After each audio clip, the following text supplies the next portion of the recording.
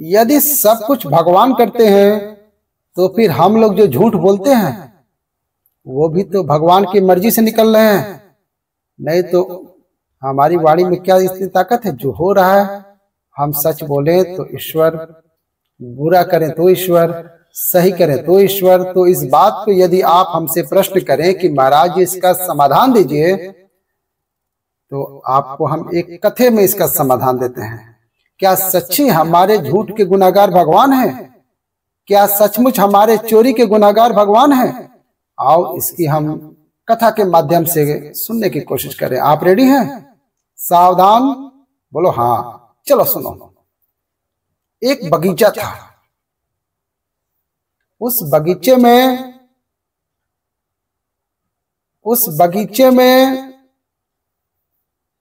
एक व्यक्ति उस बगीचे की रखवाली करता था, जो कि उस बगीचे का मालिक था।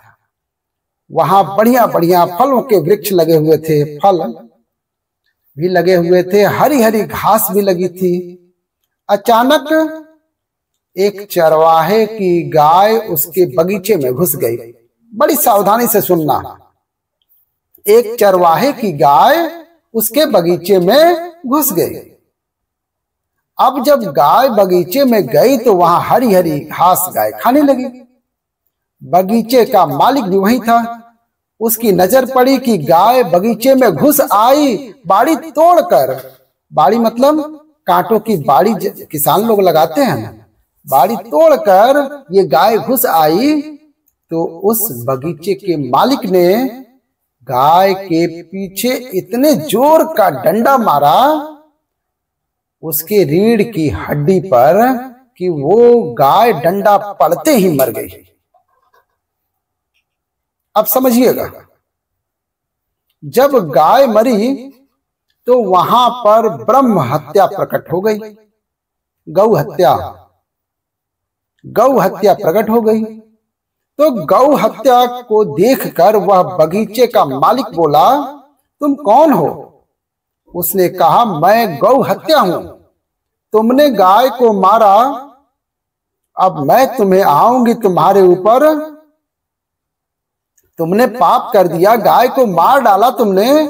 तो वो बगीचे का मालिक बड़ा चतुर था। उसने कहा कि गाय को हमने थोड़ी मारा। तो गौ हत्या ने कहा, मारा किसने? बोला, मारा है इन हाथों ने।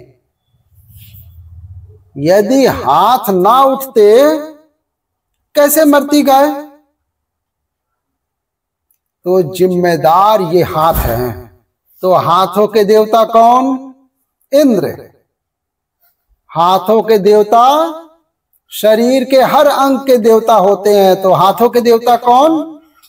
तो उस बगीचे के आदमी ने अपनी चतुराई से गौ हत्या से कहा, ए हत्या, तू जा इंद्र के पास और इंद्र को लग जा। गौ हत्या गई इंद्र के पास। अब इंद्र ने देखा, कौन हो? मैं गौ हत्या हूं। यहां क्यों आई हो? बोले, आपने मारा है गाय को। इंद्र बोले, हम तो यहां हैं, हमने तो यहां गाय मारी नहीं है। बोले, नहीं, वो बगीचे का एक आदमी है, उसने कहा कि तुम हाथ पर बैठते हो और हाथ ने गाय मार डाली। इंद्र समझ गए मामला कि बड़ा चतुर आदमी है। मनुष्य मृत्यु लोक का आदमी खोपड़ी में भले अच्छा सोचे या ना सोचे, लेकिन अपने बचने बचाने की बहुत अच्छा सोचता है कि कैसे बचूं। तो इंद्र भी कम चतुर नहीं है। इंद्र ने कहा, अच्छा बताओ गौ हत्या, कि यदि हाथ ने मारा तो हाथ तो तभी मारते ना, क्योंकि हाथ तो मन के अधीन है, बुद्धि के अधीन है। भाई बुद्धि ने आदेश दिया मारो, तब न मारा हाथों ने। तो जाओ, बुद्धि के देवता भगवान ब्रह्मा है, जाओ ब्रह्मा जी के पास। अब हत्या ब्रह्मा जी के पास गई। ब्रह्मा जी लोह में। ब्रह्मा जी बोले, कहां से आई हो? बोले, मृत्यु लोक से। बोले, इंद्र के पास से आई हूं। पूरा मामला ब्रह्मा जी ने समझा। ब्रह्मा जी ने कहा, एक काम करो, बुद्धि भी काम क्या करती, हाथ भी क्या करते? यदि पांव ना चल के जाते तो पांव चल के क्यों गए गाय तक? तो ये पांव का दोष है। गाय तक चल के कौन गया? पांव। इसलिए पांव के देवता हैं भगवान नारायण। चरणों के देवता कौन? भगवान नारायण। चरणों में भगवान का वास होता है। इसलिए कोई भी आदमी हमेशा चरणों का ही स्पर्श करता है, क्योंकि चरणों में भगवान श्रीमन नारायण का वास होता है। इसलिए चरण छुए जाते हैं। जाओ नारायण के पास। अब गौ हत्या गई भगवान नारायण के पास। क्षीर सागर में माता भगवती लक्ष्मी जी चरण दबा रही थी, आ गई हत्या। भगवान बोले कहो कौन है? बोले मैं गौ हत्या हूँ। यहाँ क्या कर रही हूँ? बोले मृत्यु लोक से आई हूँ, इंद्र लोक से, फिर ब्रह्मा जी के पास, अब आपके पास आई हूँ। भगवान बोले किसने भेजा है? बोले मृत्यु लोक का एक आदमी फला बगीचा है वहां पर रहता है। भगवान बोले जरा 2 दिन रुक जाओ, मैं कंफर्म करता हूँ। अब आप बताइए उस गौ हत्या का मूल अधिकारी कौन है? वो व्यक्ति, बगीचे का मालिक, या इंद्र, या ब्रह्मा, या भगवान नारायण? बताइए कौन है? बोलो मेरी माँ। भगवान बोले चलो मैं निर्णय लेता हूं। तो भगवान ने एक चरवाहे का रूप बनाया। भगवान ने एक चरवाहे का रूप बनाया और भगवान ने गाय ली और फिर भगवान गाय चराने चले गए उसी के बगीचे के बगल में। और फिर भगवान की कृपा से वो गाय बगीचे में घुस गई और वो बगीचे का मालिक फिर आया। और जब आया तो उसने गाय को फिर लाठी से मारना चाहा, तो भगवान ने रोका, भैया भैया हमारी गाय है, धोखे से घुस आई, जरा माफ करो भैया। तो भगवान ने पूछा क्यों, ये बगीचा किसका है? बोला मेरा है, मेरा। बोला ये डंडा किसका है? बोला मेरा है, मेरा है। ये हाथ किसके हैं? बोला मेरा, मेरा हाथ, देख लो पावर, मेरा हाथ। ये पांव किसके हैं? बोले मेरे पांव है, मेरा पांव। ये जो बुद्धि है तेरी, ये किसकी है? मेरी बुद्धि है। मैं बड़ा आदमी हूं, बगीचे का मालिक हूं। भगवान बोले पागल, जब बगीचा तेरा, हाथ तेरा, पांव तेरा, तो हत्या भी तेरी ही हुई। ये ब्रह्म हत्या रख अपने पास, चल यहां से। ये जो ब्रह्म हत्या तूने की है, जो गौ हत्या तूने की है, उस गौ हत्या का अधिकारी, उस पाप का अधिकारी भी तू है। तू चल पाप भोग। होशियार बन रहा है। सोचो, अब समझ में इस बात की गहराई को समझो। हम लोग कहते हैं ये घर मेरा है, ये पत्नी मेरी है, ये पुत्र मेरा है, लेकिन हम कहते हैं ये पाप हमारा नहीं है, ये पाप तो भगवान की मर्जी से हुआ है। लो, पत्नी तुम्हारी, पैसा तुम्हारा, शरीर तुम्हारा, मीठा मीठा गप, कड़वा कड़वा थू थू थू थू, मीठा मीठा गप, कड़वा कड़वा थू। ये तो अच्छा नहीं हुआ। मेरी मां, यदि आपके अंदर ये विचार हो कि ये पत्नी भी भगवान की, पुत्र भी भगवान का, घर भी भगवान का, पैसा भी भगवान का, ये संपत्ति सब रघुपति के हैं, ये शरीर भी भगवान का, यदि आपने समर्पण कर दिया, नाथ ये सब कुछ मेरा आपका है, तो फिर जो तुम पाप करोगे ना, वो सब पाप भी भगवान का ही माना जाएगा। लेकिन आप कहो घर मेरा, पत्नी मेरी, पुत्र मेरा, परिवार मेरा, पैसा मेरा, पद मेरा, प्रतिष्ठा मेरा, लेकिन पाप भगवान का, तो साहब ये बात तो तर्क पे नहीं बैठ रहा है, बराबर कसौटी पे नहीं बैठ रहा है। सब तुम्हारा है तो पाप भगवान का कैसे है? झूठ जो तुमने बोला है तो झूठ के अधिकारी भी तुम ही कहलाओगे, भगवान क्यों कहलाएगा? बोलो मेरी माँ, पत्नी तुम्हारी है, सब तुम्हारा है और झूठ भगवान का। वाह! यदि आप सच्चे भक्त हैं और आप कहते हैं कि सब कुछ भगवान का है, यदि आप दिल दिमाग मन बुद्धि से सब मान लेते हैं कि ये सब कुछ ईश्वर का है, तो मैं आपको लिख कर देता हूं, यदि तुम मान लोगे कि ये शरीर भगवान का है, तो तुम्हारा हाथ कट जाएगा, जरा सा भी तुम्हें दर्द नहीं होगा, क्योंकि मान लिया है तुमने ये सब भगवान का है, तो दर्द भी भगवान को होगा, तुम्हें नहीं होगा। ये उच्च कोट की साधना और भक्तों के लक्षण है। कई भक्तों की कथा आती है जिन भक्तों के लोगों ने हाथ काट दिए हैं। सदन कसाई की कथा हमने आपको सुनाई है। सदन कसाई की कथा आपको हमने सुनाई है, फिर से सुन लीजिए। सदन कसाई था, उसके पास एक शालिग्राम भगवान जी थे। शालिग्राम भगवान जी से वो मांस तौलता था। उसी शालिग्राम से वो 2 किलो भी तौल देता था, 10 किलो भी तौल देता था, 5 किलो भी तौल देता था। किसी साधु ने कहा, अरे पगले, ये शालिग्राम भगवान है, इसे तुम तराजू में रख करके बताओ मांस तौलते हो, बड़ा तुमने गलत काम किया है, ये तो गलत व्यवहार हुआ। तो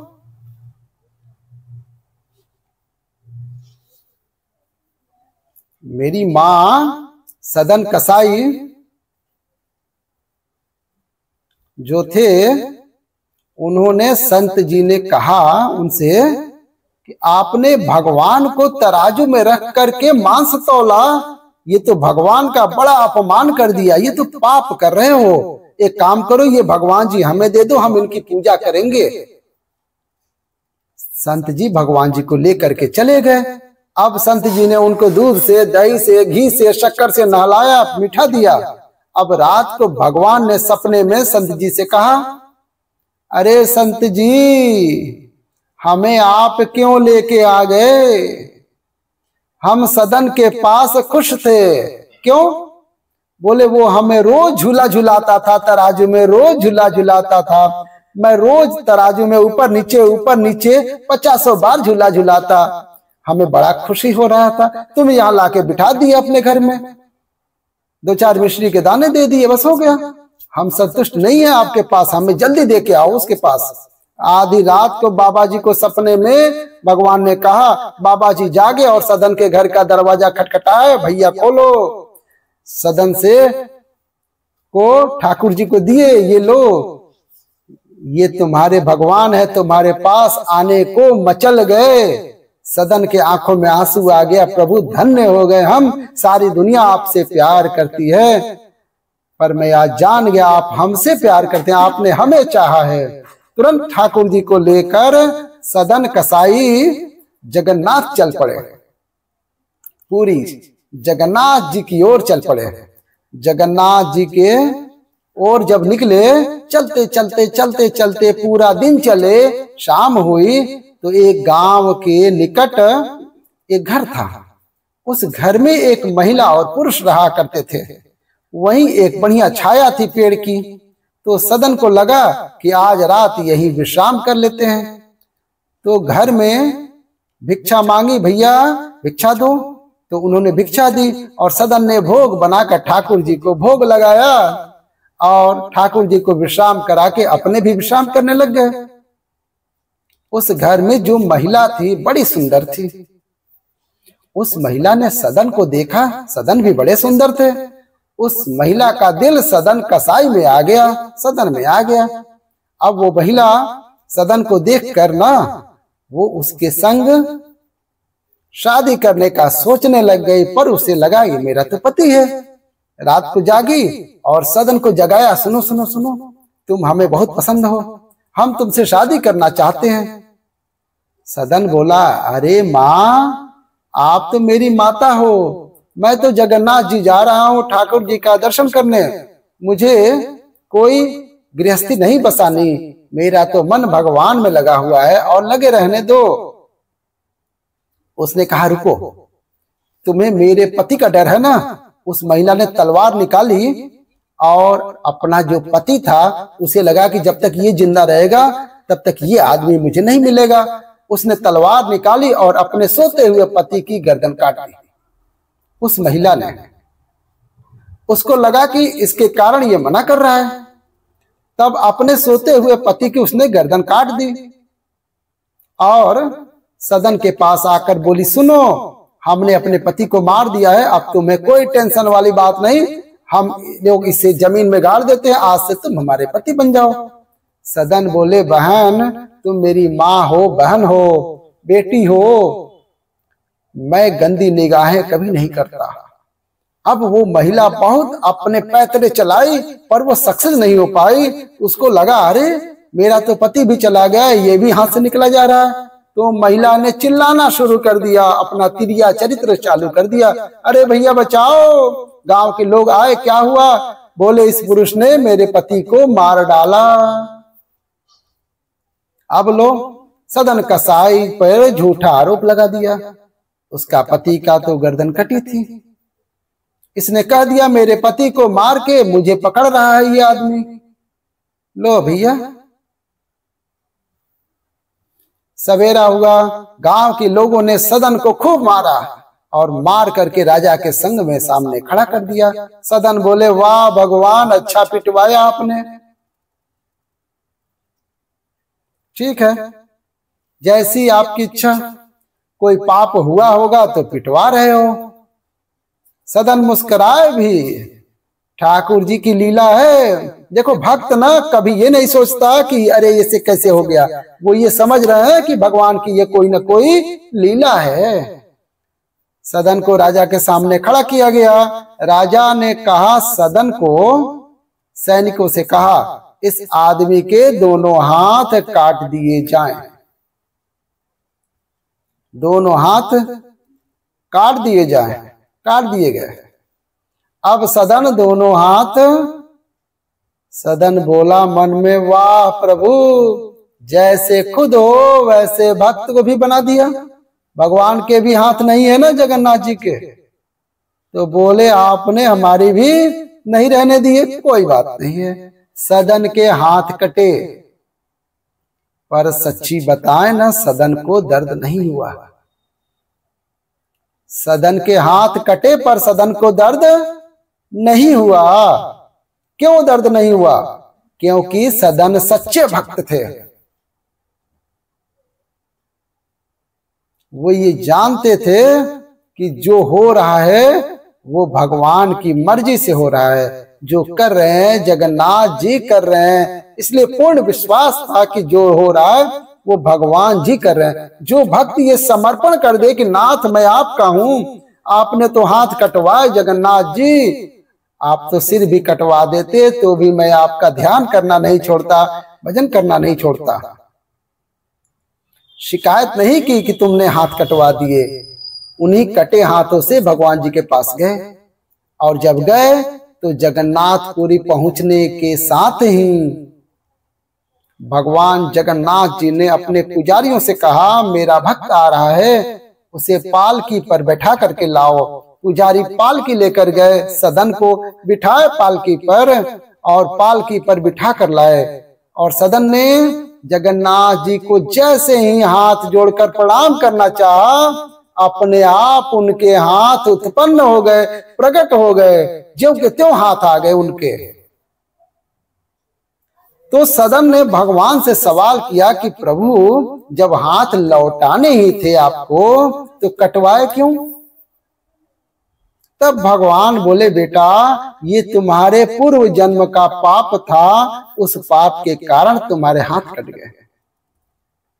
कौन सा पाप था? तो जगन्नाथ जी ने कहा सदन पिछले जन्म में तुम बहुत बड़े साधु थे, बहुत बड़े साधु थे।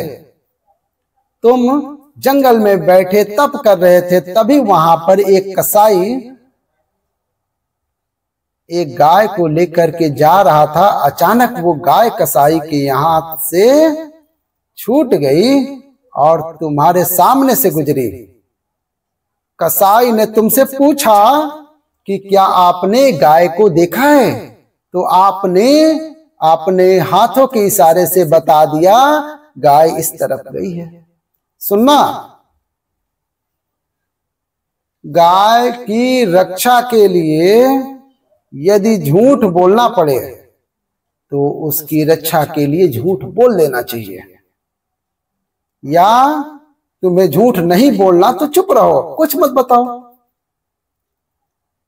तो संत जी ने हाथ उठाकर बता दिया इशारे से कि आपकी गाय इस तरफ गई है। कसाई ने गाय को पकड़ लिया और कसाई ने गाय का सिर काट दिया। वही गाय इस जन्म में वो महिला बन के पैदा हुई है और वो कसाई उसका पति बना। पिछले जन्म में कसाई ने गाय को काटा, इस जन्म में गाय ने महिला बन के अपने पति कसाई को काट दिया। वैसे ही उसका हिसाब चुकता हुआ और तुमने हाथ खड़े कर दिए थे तो तुम्हारे दोनों हाथ काट लिए गए। ये तुम्हारे पापों का दंड है। परंतु तुमने भक्ति नहीं छोड़ी, मुझ में निष्ठा नहीं छोड़ी, तो मैंने तुम्हारे दोनों हाथ तुम्हारे भक्ति के बल पर तुम्हें लौटा दिए। तुम्हारी तपस्या है। ये सदन कसाई की कथा है। ये कथा हमने आपको क्यों सुनाई? ये हमने इस उत्तर पर सुनाई कि भगवान आपने झूठ बोला, हमने चोरी की, तो हमारी चोरी का जिम्मेदार भगवान नहीं है। हमारे पाप के जिम्मेदार भगवान नहीं है। हमारे पाप के जिम्मेदार हम स्वयं हैं। कब हैं? जब आप ये कहते हैं कि ये पत्नी मेरी, पुत्र मेरा, परिवार मेरा, जब सब तेरा है तो तेरे द्वारा किया गया पाप भी तेरा है। लेकिन आप ये मान लें सच्चे हृदय से कि प्रभु ये सब आपका है, तो फिर आपका हाथ भी कट जाएगा तो दर्द नहीं होगा, क्योंकि आपने अपने आप को समर्पित कर दिया है भगवान के चरणों में। प्रभु अब मैं आपका हूं, अब मैं आपका हूं। समर्पण हो जाएगा तब ये बात लागू होगी कि जो तुम बोल रहे हो, कर रहे हो, भगवान की इच्छा से हो रहा है। बात किस किस को समझ में आ गई? हाथ उठा दो। तो अब आपसे कोई सवाल करेगा कि तुम झूठ बोलते हो, तो झूठ बोलते हो क्योंकि ये भगवान की मर्जी के बिना पत्ता हिलता नहीं है। तो हम लोग जो पाप करते हैं उस पाप का जिम्मेदार कौन? भगवान या हम खुद? बोलो बोलो। जो पाप हमने किया उस पाप के अधिकारी हम या भगवान? मैया बोल दो, कुछ बोलो ना भाई, हमें लगेगा कि आप सुन रहे हमारी कथा। आप तो चुपचाप बैठे हुए हो। कमेंट करो ना, कमेंट करो, हम देखेंगे क्या आप बोल रहे हैं। कोई एक्टिविटी नहीं है, न लाइक है न कमेंट है। बोलो मेरी माँ, हमने जो पाप किया उस पाप का अधिकारी हम खुद हैं या भगवान है? तो फिर आपसे कोई सवाल करे कि महाराज भगवान की इच्छा के बिना तो पत्ता नहीं हिलता, तो क्या जवाब दोगे? भगवान की इच्छा के बिना तो पत्ता नहीं हिलता। तो फिर आप झूठ बोल रहे हो, चोरी कर रहे हो, गलत काम कर रहे हो, वो किसकी मर्जी से हो रहा है? समझ में आया ना? इस प्रश्न के उत्तर को समझाने के लिए हमने आपको ये कथा सुनाई है। उस कथा से हमने आपको समझा दिया। बात बैठ गई ना दिमाग में कि यदि आप ये भाव बना ले कि ये कुछ भी मेरा नहीं है, यहां तक कि ये शरीर भी मेरा नहीं है, तो फिर तुम्हारे पापों के अधिकारी कौन माने जाएंगे?